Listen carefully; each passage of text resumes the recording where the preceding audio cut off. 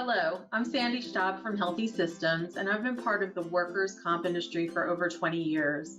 I'm so proud to serve on Work Comp Central's Comp Laude Gala Advisory Board since 2017. And today I'm here to speak with one of the 2020 honorees, Nathan Hammack, about his experience at the Comp Laude Awards. Hi, Nathan. How are you? Hey, Sandy, I am doing really well, and good morning or afternoon or evening, whenever you're watching this. My name is Nathan Hammack, formerly with Chick-fil-A at the time of my injury, but currently working for the U.S. Air Force, helping out with some HH-60 PAPOG rescue helicopters. Wow. Nathan, tell us a little bit about yourself. Yeah, so 29 years old, working for the U.S. Air Force, taking care of some HH-60 PAPOG helicopters. But at the time of the injury that I had, it was a spinal cord injury. I was 24 years old and working for Chick-fil-A. I was headed up to their corporate office to do a research and development project with a new kitchen design. And while I was on the way up there, some very wet roads, very early in the morning, went around a curb and hydroplaned. Lost control of the vehicle, flipped, went down an embankment, hit a tree, and when I came to, I couldn't move any of my body below the waist, and I didn't know it yet at the time, but ultimately what had happened was I had a burst fracture on my L1 vertebrae, right below where, for most people, the belly button is. But essentially underneath the pressure, that vertebrae had just exploded. And then with the trauma surrounding it, the spinal cord just swollen up, and I lost all feeling and sensation below that level of injury. Can you tell us, what does it mean to you to have been recognized at Comp Laude in 2020? It means a lot.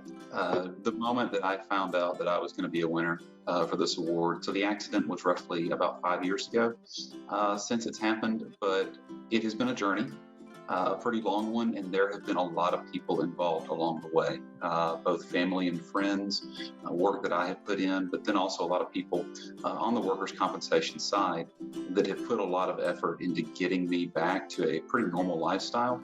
And so for all of us to see kind of a payoff at the end and the recognition, both for me, but also for all of those people on behind the scenes that put so much work and effort into it, to see that be acknowledged seems the wrong word, but to see the recognition for all of that was just an amazing moment. So I'm sure that your recovery occurred over a period of time and obviously wasn't as easy, and you came out on the other side of that with a different kind of life now, correct? Absolutely. Sorry. Is there anyone in particular that you'd like to call out as having been influential in your recovery process? Oh gosh. There are a ton of people. Obviously, I was at Shepherd Center up in Atlanta, who helped put me back together, a spinal injury.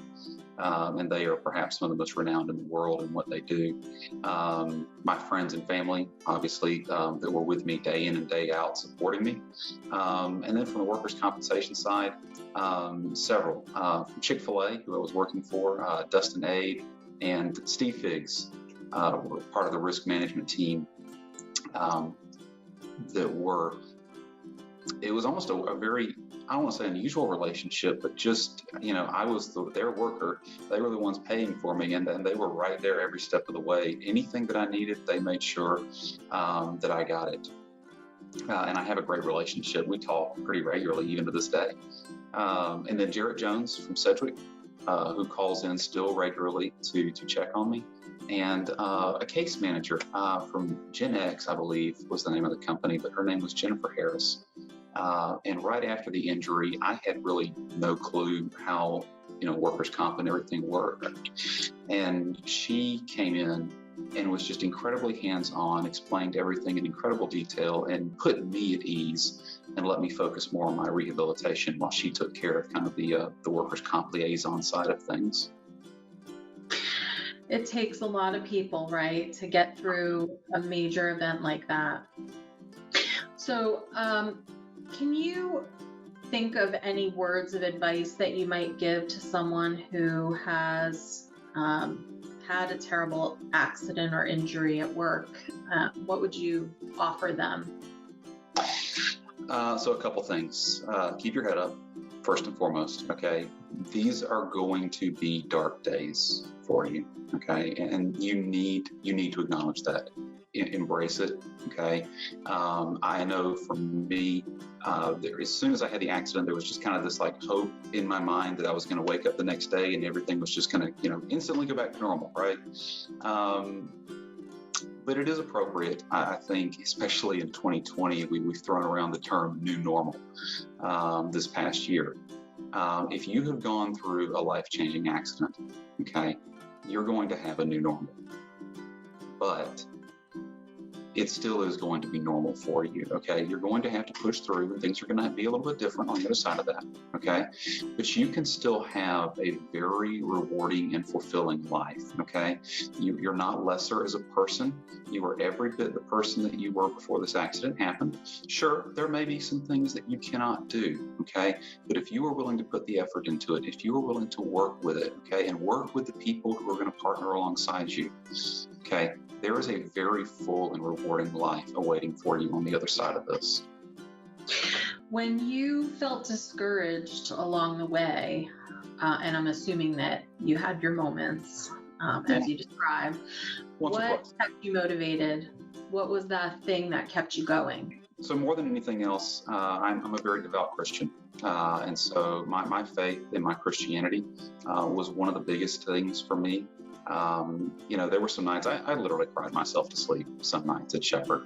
Why God? Why me? Why did this happen? And there was something that I really can't physically explain, right? That would wrap itself around me in those nights and just tell me, Nathan, it's going to be okay, right? It's just a feeling, a peace that I can't naturally explain away. But also as part of my Christian beliefs, right? I believe that we are called to be good stewards. And Chick-fil-A was investing a lot in making sure that I was going to get as normal of a life as I could. And we being called to be good stewards, it was responsible on my part to put forth the best effort that I could into making sure that the financial investment and the time investment they were doing was being rewarded as best that I could to my ability.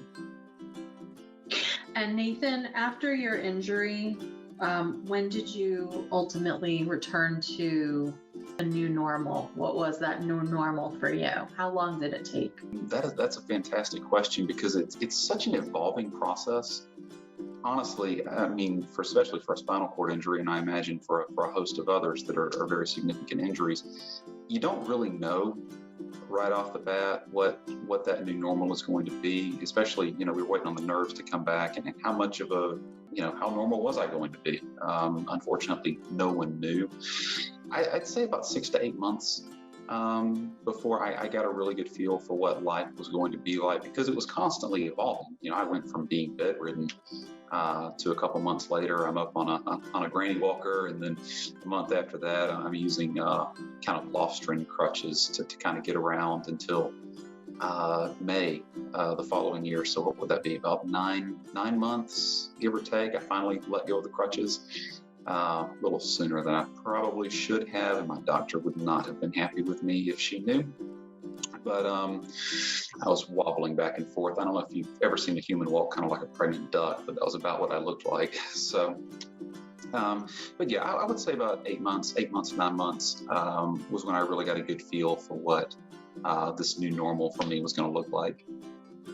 Nathan, can you tell me, was there a point in time that that things turned for you, that you said, you know what, I can do this. This is my new normal. This is what my life is going to be, and I'm going to make, the most of it. The one moment that sticks out the most was actually fairly early on.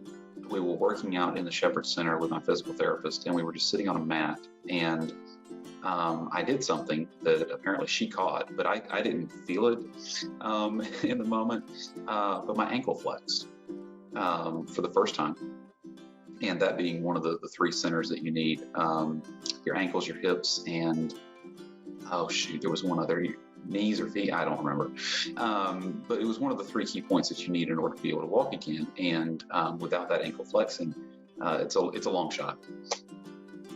And she just looks at me. She's like, no, do that again. And I'm like, do what? What did I do? And she's like, your ankle, it moved. And I looked down, and sure enough, my left ankle was moving up and down when my brain was telling it to, even though I didn't feel it doing that in the moment. And I was just like, oh, okay.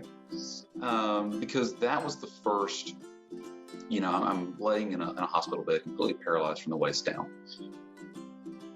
And after I'd come out of surgery, I could lift my leg just a little bit off the bed, but up until that point, I really hadn't seen any physical signs of recovery below the level of injury.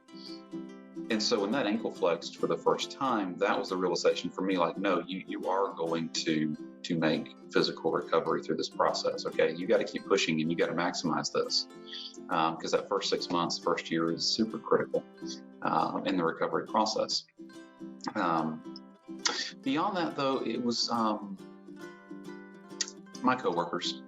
When I returned to work, I actually went back 2.5 months after the injury. My boss was super grateful because I wasn't of much really practical help. But I go back and everyone's just treating me almost like usual. A little bit nervous because I was wheeling around in a wheelchair, and that's the first time I think they'd ever seen somebody trying to work in Chick-fil-A in a wheelchair at that point, at least at our store. But just the emotions of being back and being around friends and coworkers like that, and the effort that they put in to have me back as part of the team was such an incredible experience. That is incredible. I am curious if there is anything that you've thought about doing yourself to make an impact on our industry. Workers' compensation sometimes gets a bad rap. There are so many people whose lives are affected by a work injury, and there is a whole industry of people that wrap around those folks to help them move forward and get the care that they need and get to their new normal, whatever that might be. Have you thought at all about what you might do, or what you might do in the future to sort of share what you've learned? All I really have is my story, right? And that's something that I share freely. And with Chick-fil-A and the people that have been involved and what they did for me. And so I tell people a lot. Actually, I had the opportunity to share my testimony with about 150 high school students a few weeks back, and be able to tell them. And then the parents that are in the room, and thankfully, a lot of high school kids don't really understand workers' comp.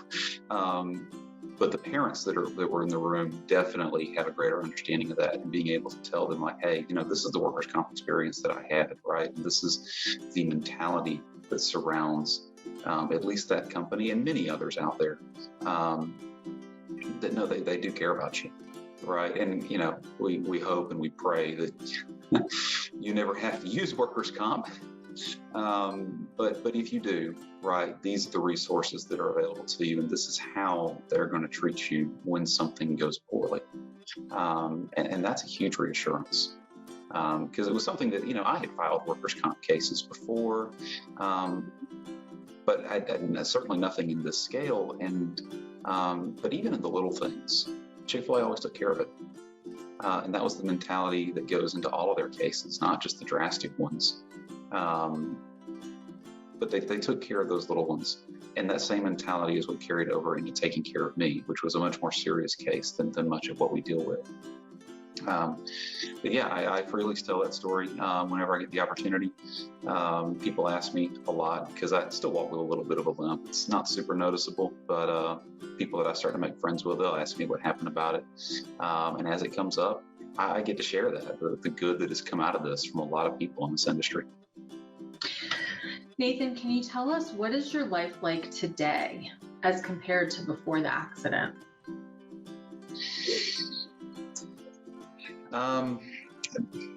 Pretty much the same. Can't run near as fast.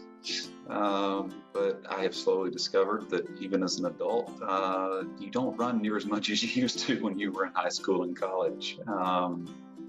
But I mean, man, I got to be honest, it's been a blessing these 5 years, the recovery that I've been able to make.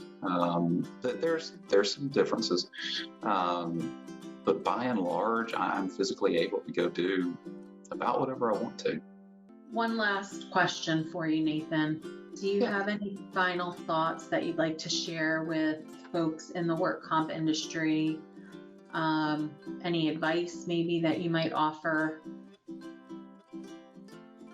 Yeah, two things. One, thank you.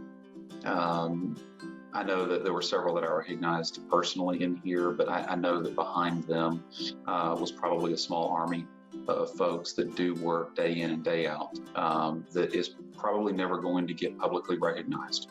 And while I hate that, know that the work that you do is very important. And there are people like me and many others out there that get to experience relatively normal lives because of the work that you do. And thank you for that. And yeah, I mean, stories abound, right, of workers' comp cases gone wrong. Of course, we typically only get one side of those stories. So who really knows what's going on? But it can be vicious, right? And it's just given the nature of the situation and what it is. And I hate that. But keep your head up, please. The work that you do is vitally important because, again, people like me and many others out there, the recovery that I made would not have been possible without the workers' comp industry, just straight up. I would not have the relatively normal life that I do today if it were not for the work that you did. So thank you. Thank you, Nathan. If it weren't for you and people that are injured, no matter how severely or minor, you are the why. You are the reason why we keep going and we do what we do. So I really appreciate you. And on behalf of Work Comp Central and the advisory committee, we wish you the best in the future. Take care. Thank you so much.